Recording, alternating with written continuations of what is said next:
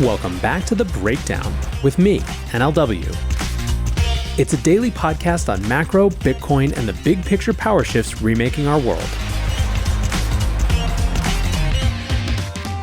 What's going on, guys? It is Sunday, April 27th, and that means it's time for Long Read Sunday. Before we get into that, however, if you're enjoying The Breakdown, please go subscribe to it, give it a rating, give it a review, or if you want to dive deeper into the conversation, come join us on the Breakers Discord. You can find a link in the show notes or go to bit.ly/breakdownpod. All right, friends. Well, it will surprise you not at all that the discourse continues to be squarely focused on Trump's tariffs. And today we here at The Breakdown have done the impossible. We have found a piece that sort of strikes a middle-of-the-line tone around them, or at least extrapolates out and talks about the larger context rather than just focusing on the numbers themselves. The piece is by well-known thinker and Carnegie Endowment Senior Associate Michael Pettis. It's called "The Global Trading System Was Already Broken."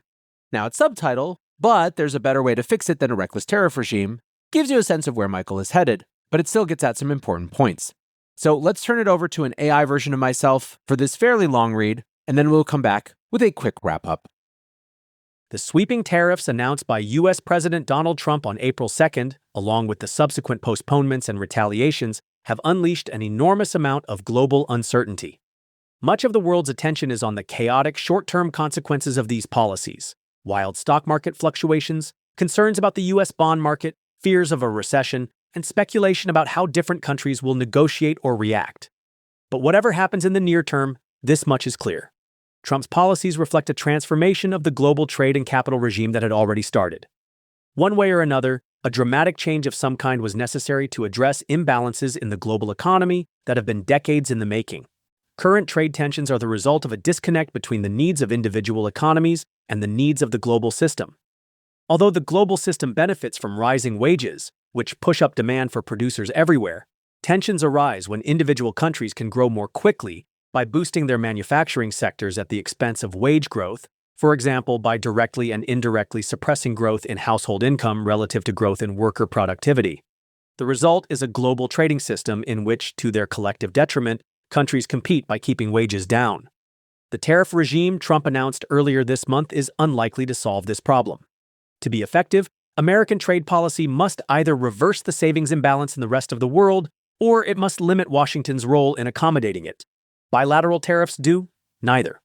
But because something must replace the current system, policymakers would be wise to start crafting a sensible alternative. The best outcome would be a new global trade agreement among economies that commit to managing their domestic economic imbalances rather than externalizing them in the form of trade surpluses. The result would be a customs union, like the one proposed by the economist John Maynard Keynes at the Bretton Woods Conference in 1944. Parties to this agreement would be required to roughly balance their exports and imports while restricting trade surpluses from countries outside the trade agreement. Such a union could gradually expand to the entire world, leading to both higher global wages and better economic growth. Keynes's plan failed to carry the day at Bretton Woods, largely because the United States, the leading surplus economy at the time, opposed it. Today, however, there is a chance to revive and adapt his proposal. To understand what ails the global trading system, consider how wages shape an individual economy. Higher wages are usually good for the economy because they boost demand for businesses while increasing their incentive to invest in efficiency. The result is a virtuous cycle. The growing demand spurs increased investment into ways of producing more with fewer workers, raising economic productivity, which in turn drives further increases in wages. Individual businesses, however, have different incentives. They can boost profits by suppressing wages. The problem is that although lower wages can benefit an individual business, they reduce the profits of others. In an economy in which business investment is mainly constrained by whether there is demand for more production, if businesses collectively suppress wages, either household and fiscal debt must rise to replace the lost demand, or total production and business profits will decline. Although this phenomenon, sometimes called Michael Kalecki's paradox of costs, named for the economist who first proposed it, mainly describes businesses, it also applies to countries in a global economy. If suppressing wage growth can make manufacturing in one country more globally competitive, it can generate faster growth for that country by subsidizing and boosting manufacturing exports. But if all countries suppress wage growth, growth in global demand is reduced, and all countries suffer. In a highly globalized world where some states are more successful than others at suppressing labor costs, the result is an asymmetry in the demand for and supply of goods. Because businesses do not have to make products in the same places where they sell them, local labor costs become crucial to the competitiveness of manufacturers. Businesses that shift production to countries where labor costs are lower relative to workers' productivity can produce goods more cheaply, making their products more attractive globally.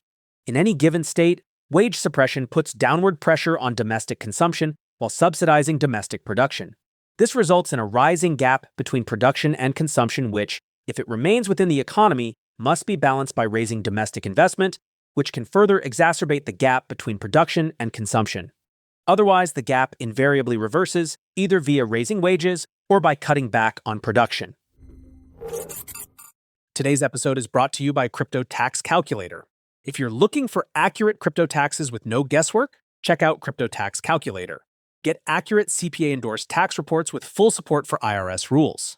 For those who have fallen down the on-chain rabbit hole, CTC has you covered with more than 3,000 integrations. They have full support for DeFi, staking, and NFTs. Import directly to TurboTax or H&R Block or share securely with your accountant. Create an account, import your sources, and review. It's that easy. Hello, friends. I am thrilled to share that Ledger is once again partnering and sponsoring with The Breakdown. Many of you know, but for those of you who don't, Ledger is the most secure hardware wallet for your crypto and logins. It's trusted by 7 million users and secures 20% of the world's digital assets. What's more, Ledger is a lot more than wallets. Over the recent years, they've built a comprehensive ecosystem of products and services, all of which are designed to make digital ownership more secure and accessible. You can buy your Bitcoin with Ledger and Ledger Live, and so much more. Basically, not only do they want to keep your assets secure, they want you to be able to do more with them. Ledger's newest devices, the Ledger Stacks and Ledger Flex, introduced the world's first secure touchscreens, making it easier and safer to manage your transactions and assets. Alongside Ledger Stacks and Ledger Flex, the company also launched the Ledger Security Key app, offering a safer alternative to traditional passwords and enhancing your digital security. If you are in this space, you owe it to yourself to at least check out Ledger and their ecosystem, what they have available to you. So thanks once again to Ledger for sponsoring the show. But in a globalized economy, there is another option: running a trade surplus. This allows the country to export the cost of the gap between consumption and production to trade partners. This is why, in 1937, the economist Joan Robinson referred to the trade surpluses that resulted from suppressed domestic demand as the consequences of beggar-my-neighbor policies. It is also why, at the Bretton Woods Conference in 1944, Keynes opposed a global trading system that allowed countries to run large, persistent trade surpluses.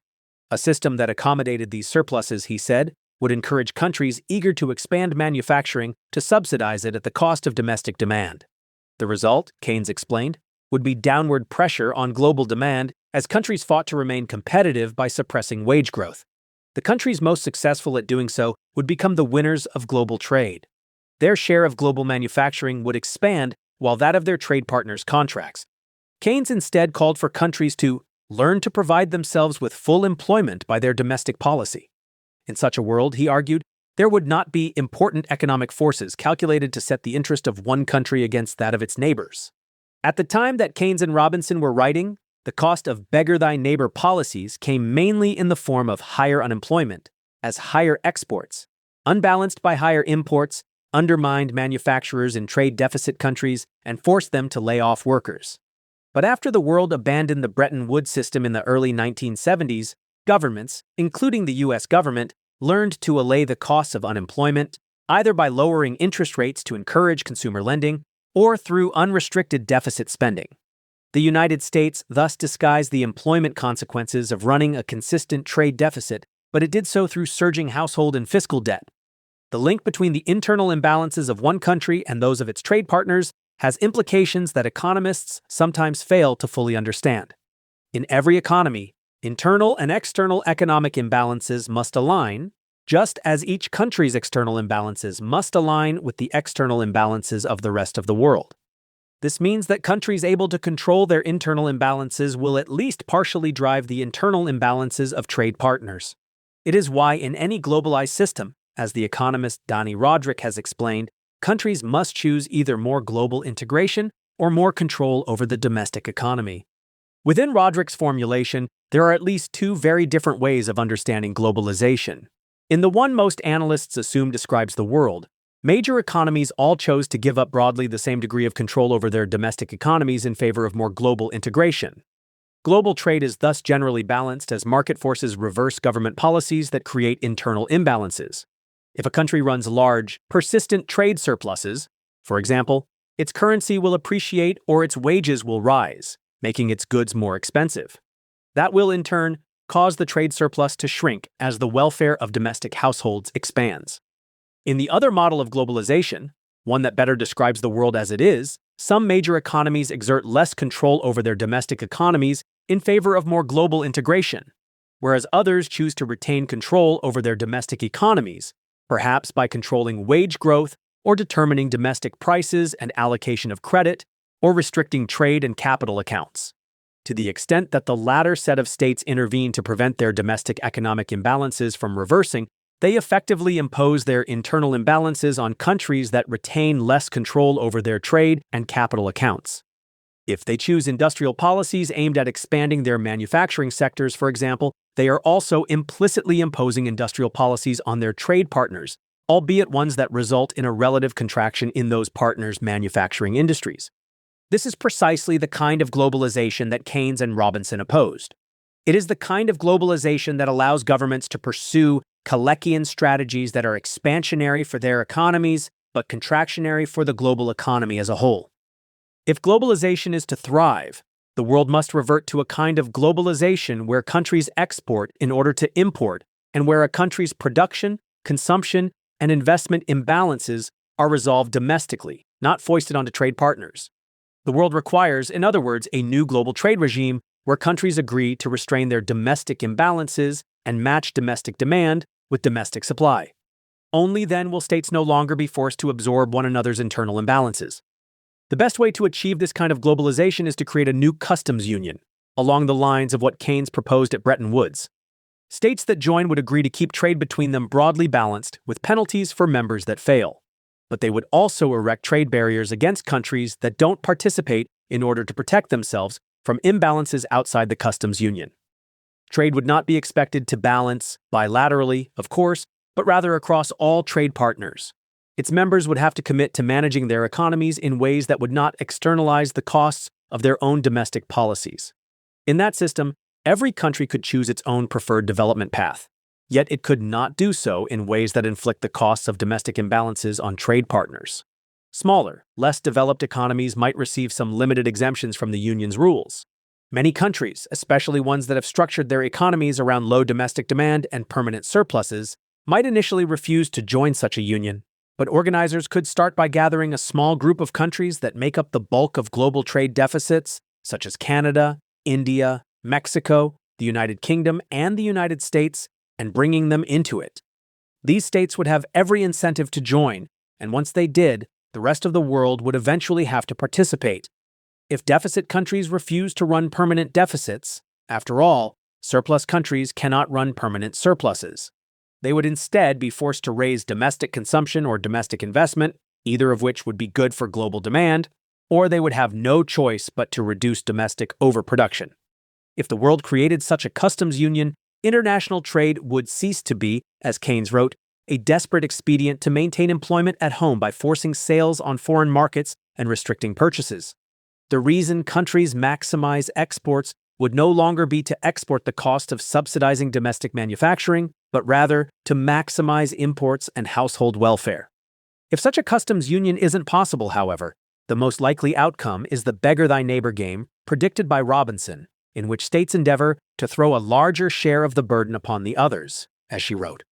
As soon as one succeeds in increasing its trade balance at the expense of the rest, others retaliate, and the total volume of international trade sinks continuously. That seems to be the condition into which the world has been heading. It is what has delivered Trump's tariffs, along with rising trade complaints from people around the globe. Until policymakers change the incentives for economies, international trade tensions will not abate. All right, back to Real NLW here, just for a very quick wrap-up. There are really 2 points being made in Michael's piece. The first is a specific policy remediation and something he'd like to see, which is a return of some version of the customs union that was proposed by John Maynard Keynes at Bretton Woods back in 1944. Michael shared some specific arguments for this type of thinking and this type of remediation for this global trade problem. But the second part, which I think in many ways is more significant, is the acknowledgement that even if the cure has been or felt in some ways worse than the disease, an acknowledgement that Trump didn't come in like a wrecking ball to a highly functional system. He came into something that was creaking, bloated, problematic, with issues both discrete and comprehensive, where something had to give. Now, we can and will continue to debate the scalpel versus shotgun strategy here, but I think that the more that we can have conversations, particularly around this president, that start with being able to acknowledge the context in which he's operating, the better off we'll be. For now, though, that's going to do it for today's breakdown. Appreciate you listening as always, and until next time, be safe and take care of each other. Peace